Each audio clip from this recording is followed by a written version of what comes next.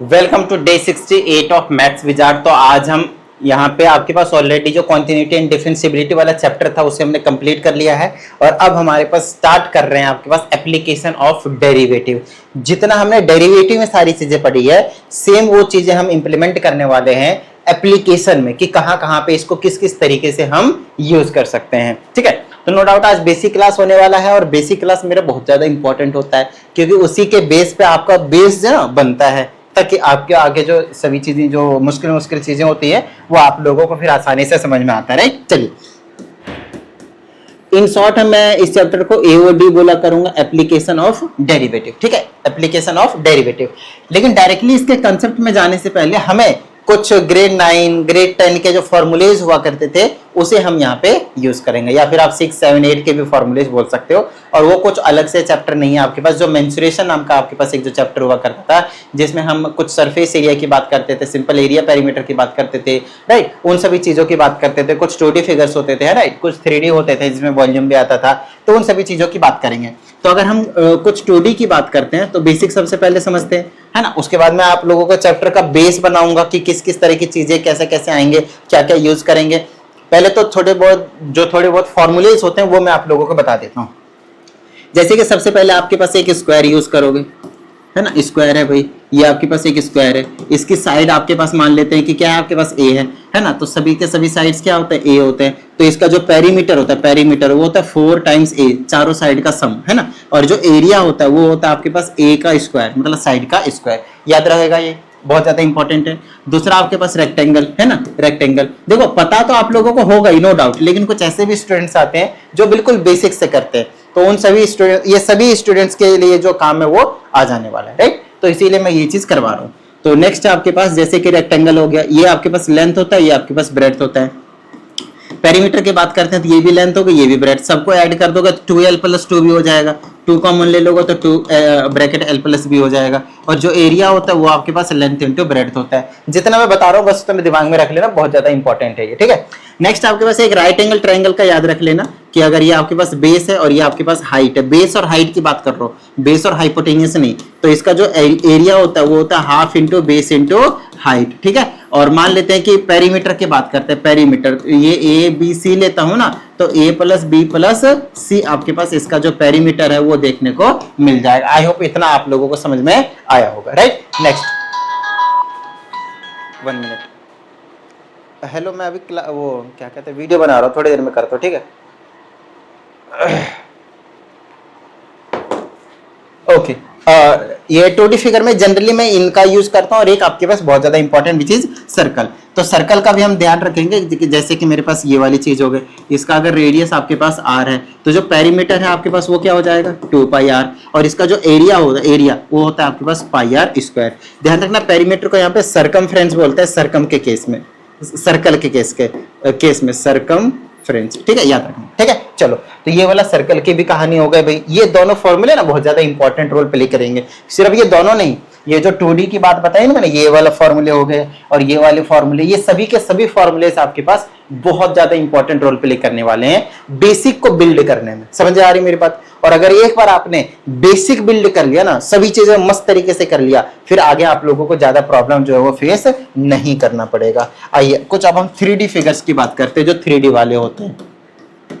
तो 3D में जो सबसे पहला आप यूज करोगे वो है आपके पास कौन कह रहा हूं, क्यूब। क्या है आपके पास, क्यूब।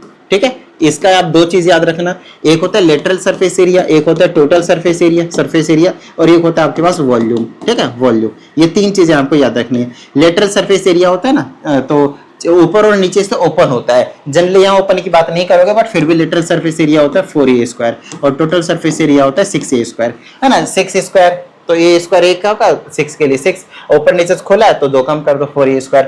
वॉल्यूम होता है length into breadth into height, तो तीनों सेम होते हैं इसलिए a का क्यूब। दूसरा इसमें आपको याद रखना है क्यूबॉइड का। किसका, क्यूबॉइड का। ये वाला आपके पास क्यूब है और ये आपके पास क्यूबॉइड है। क्यूबॉइड की शेप थोड़ी सी इस तरह से होती है, तीनों लेंथ ब्रेड्थ हाइट आपके पास जो सेम हो देखने को नहीं मिलता। This is length, this is breadth and this is your height. इसका जो आपके पास लेटरल सरफेस एरिया है वो ऊपर नीचे नहीं होता है, तो 2BH और प्लस में 2HL होता है। कॉमन वगैरह ले सकते हो, नो प्रॉब्लम। उसके बाद आपके पास total surface area, total surface area आपके 2LB + 2BH प्लस 2HL होता है। 2 यहाँ से कॉमन ले सकते हो, वो कोई बड़ी प्रॉब्लम नहीं है, ठीक है। नेक्स्ट वॉल्यूम याद रखना, length into breadth into height. इसके आप डायगोनल का भी फॉर्मूला याद रख सकते हो, √3 टाइम्स a आता है, और इसके डायगोनल का फॉर्मूला अंडर रूट में आपके पास L² plus B² plus H² आता है। वैसे इसमें यूज नहीं होगा ये, बट फिर भी आप याद रख सकते हैं, ठीक है। ये वाला सरफेस एरिया एंड वॉल्यूम आपके पास बहुत ज्यादा फ्रीक्वेंटली जो यूज है वो होता है आपके पास, ठीक है। कंसेप्ट में भी हम आ रहे हैं, एक बार ये बेसिक फॉर्मूलेस आप लोगों को मैं बताता हूँ, ठीक है। अच्छा ये दूसरा हो गया। तीसरा आपके पास बहुत ज्यादा फ्रीक्वेंटली पूछा जाता है, which is nothing but the right circular cylinder. Remember it, this is right circular cylinder, right circular cylinder है ये। राइट सर्कुलर सिलेंडर का क्या मीनिंग होता है भाई? तो राइट सर्कुलर सिलेंडर का मीनिंग होता है कि जितना रेडियस ऊपर होगा या फिर डायमीटर बोल लो उतना ही नीचे होगा। ऊपर ज्यादा चौड़ा, नीचे कम चौड़ा, जैसे थोड़ा बहुत बन भी गया ऐसा नहीं, ऊपर और नीचे बिल्कुल एग्जैक्ट सेम होने चाहिए, ठीक है ना, ऐसा कुछ, ठीक है। जैसे कि आपके पास मैं बोलता हूं, जैसे ये मेरे पास स्टाइलस है, इस स्टाइलस को आप अगर आप नोटिस करेंगे तो आप देख पा रहे होंगे कि यहां से थोड़ी सी कोन की शेप ले ली है, नहीं दिख रहा ना? यहां पे आप देख सकते हैं कि ये जो चीज है थोड़ा सा कोन का शेप ले लिया है, लेकिन इससे ऊपर वाली, अच्छा यहां से यहां तक देखो आप, यहां से बस इतना पोर्शन आप नोटिस करो, इतना पोर्शन आप नोटिस करो। अगर आप इतना पोर्शन नोटिस कर रहे होंगे तो आपको पता चलेगा सिर्फ यहां से लेकर यहां तक कि ये सिलेंड्रिकल तो है, बट यहाँ थोड़ा सा ना आपको नहीं फील भी हो रहा, तो अभी मैं बता देता हूँ, यहाँ से थोड़ा सा ना थिकनेस ज्यादा है और यहाँ पे थोड़ी सी थिकनेस क्या हो गई, कम हो गई। This is not right circular. जितनी थिकनेस यहाँ है उतना ही थिकनेस यहाँ पे होनी चाहिए, तब जाकर राइट सर्कुलर सिलेंडर जो है आपको देखने को मिलता है। उसके बाद इसकी हाइट को आप h ले लो, इसके हाइट को क्या ले लो, h ले लो। तो इसके 3 चीज होते हैं, एक कट सरफेस एरिया, एक टोटल सरफेस एरिया और एक आपके पास वॉल्यूम देखने को मिलता है। कट सरफेस एरिया होता है 2πRh, ये क्या होता है, सिर्फ चारों तरफ का एरिया, ऊपर नीचे से ओपन समझो, ठीक है। नेक्स्ट टोटल सरफेस एरिया, चारों तरफ का तो है ही है, नो डाउट 2πRh तो है ही है, लेकिन उसमें ये वाली चीज भी इंक्लूड होती है और ये वाली चीज भी इंक्लूड होती है। तो सर्कल होता है ऊपर और नीचे सर्कल, एक सर्कल का एरिया πr², 2 होते हैं इसलिए इसमें 2πr² ऐड कर देंगे। तो बस इतना आपको जो है वो दिमाग में रखना है, कॉमन वगैरह लेके आगे काम कर सकते हैं, वो बच्चों वाली चीज है। नेक्स्ट वॉल्यूम की बात करते हैं तो हमेशा एरिया इंटू हाइट होता है। क्या होता है, area into height. Area of the base होता है हमेशा, एरिया ऑफ द बेस होता है πr² और हाइट तो इसके हमने h ही ले रखी है। तो ये आपके पास वॉल्यूम का जो फॉर्मूला है वो देखने को मिलेगा। यहाँ पे भी आप देखोगे तो एरिया का जो फॉर्मूला है, वॉल्यूम का जो फॉर्मूला आपने निकाला, area of the base, length into breadth, क्या हुआ, एरिया ऑफ द बेस, इस वाले बेस का एरिया लेंथ इंटू ब्रेड्थ से, और इंटू में हाइट, एरिया इंटू हाइट। यहाँ पे भी एरिया इंटू हाइट हुआ है क्योंकि area of the base square होगा, तो a² इंटू हाइट भी a है, ठीक है। Area into height is the universal formula for the volume, ये याद रखना है। चलो ये तीसरा हो गया। नेक्स्ट चौथा है आपके पास राइट सर्कुलर कोन देखने को मिलेगा, लेकिन राइट सर्कुलर इसमें नहीं लिखा हुआ रहेगा, आपके पास सिंपल कोन, क्योंकि ये होता ही ऐसा ही है, ये होता ही ऐसा इस तरीके से, या तो ऐसा बना हुआ रहेगा या तो भाई ऐसा बना हुआ रहेगा, या तो इस तरीके से, है ना। तो ये वाली जो चीज है आपके पास रेडियस देखने को मिलती है और ये वाली जो चीज है आपके पास हाइट देखने को मिलेगी, है ना। ये वाली रेडियस देखने को मिलेगी, ये वाली हाइट देखने को मिलेगी। डन है, यहाँ तक सिंपल है। चलो अब यहाँ पे आपके पास वही 3 चीज देखने को मिलती है। एक और चीज समझिए, यहाँ पे इसके साइड में ये वाली जो चीज है, ये वाली, इसको हम स्लांट हाइट बोलते हैं, है ना। ये वाली हाइट है लेकिन L से रिप्रेजेंट करते हैं और इसको हम स्लांट हाइट बोलते हैं। ये एग्जैक्ट परपेंडिकुलर होता है तो इसको हम सिंपली हाइट बोलते हैं। अगर आप देखें तो ये पाइथागोरस लगाएंगे तो हाइपोटेनियस का square should be equal to h² plus r², ये रिलेशन याद रखिएगा। याद क्या रखना है, यहाँ से पाइथागोरस से देख लीजिएगा। इसका कट सरफेस एरिया होता है πrl, इसका टोटल सरफेस एरिया होता है πrl, तो होगा ही होगा। और लेकिन ये जो नीचे वाला एरिया, ये वाला, ये बोलो या फिर ये बोलो, इसको क्लोज कर देंगे तो उसका सर्कल का एरिया ऐड हो जाता है। नेक्स्ट वॉल्यूम आपके पास सिलेंडर का 1/3 होता है, सिलेंडर का 1/3, सिलेंडर का πr² है चाहे तो इसका 1/3 हो जाएगा, याद रहेगा। डन है यहाँ तक। चलो नेक्स्ट है आपके पास 4th हो गया। अब हम आते हैं 5th के ऊपर। ज्यादा शेप नहीं है आपके पास, एक स्फीयर और एक हेमिस्फीयर बचा है, इनको एक बार हम कर लेंगे, उसके बाद हम अपने जो कंसेप्ट है उनके ऊपर जो है वो आ जाएंगे, ठीक है। तो एक बात करेंगे हम स्फीयर की।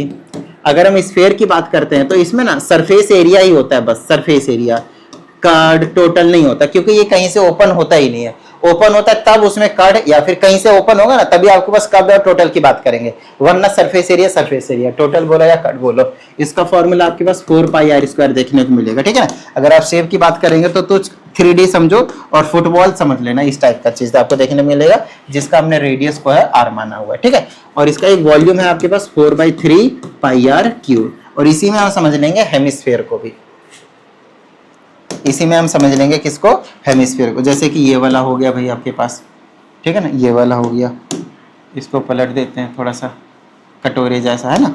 ये आपके पास कुछ नहीं, फुटबॉल को काट दिया यहाँ से, है ना, तो ये ऐसा कुछ नजारा आपको दिखेगा, राइट। चलो, तो इसके भी सेम चीज है, इसको हम कहते हैं हेमिस्फीयर, हेमिस्फीयर, ठीक है, हेमिस्फीयर। अच्छा, हेमिस्फीयर की अगर हम CSA की बात करते हैं, कट सरफेस एरिया की, तो वो होता है इसी का हाफ हो जाएगा 2πr² बाहर से। लेकिन जब इसके टोटल की बात करते हैं, क्योंकि ये ओपन है, तब ओपन को क्लोज करेंगे तो सर्कुलर पाथ होता है, तो 2πr² + πr² हो जाएगा, विच इज नथिंग बट जोड़ देंगे सिंपल, तो πr² हो जाएगा 3, ठीक है ना, 3πr²। उसके बाद वॉल्यूम आता है तो इसका हाफ कर दो, तो 2/3 πr³ हो जाएगा। बस इतने फॉर्मूले आप लोगों को जो आपने प्रीवियस क्लासेस में पढ़े हुए हैं वही फॉर्मूले हैं। मैंने अभी तक आप लोगों को यहाँ पे कुछ भी एक्स्ट्रा बोले तो, अलग बोले तो मतलब कुछ न्यू चीज वो नहीं बताया, वो मैंने आप लोगों को नहीं बताया, ठीक है। अब हम बात करते हैं कंसेप्ट्स की, और अगर कंसेप्ट्स की बात करते हैं तो लगभग शुरू करेंगे तो एक साथ ही शुरू कर देंगे। तो ऐसा करते हैं, इसको ना सिर्फ फॉर्मूला वाली वीडियो रहने देते हैं, इसमें हम क्या करते हैं, सिर्फ फॉर्मूले वाली वीडियो रहने देते हैं, ठीक है ना। उसके बाद कंसेप्ट से ना कल डिस्कस कर लेंगे।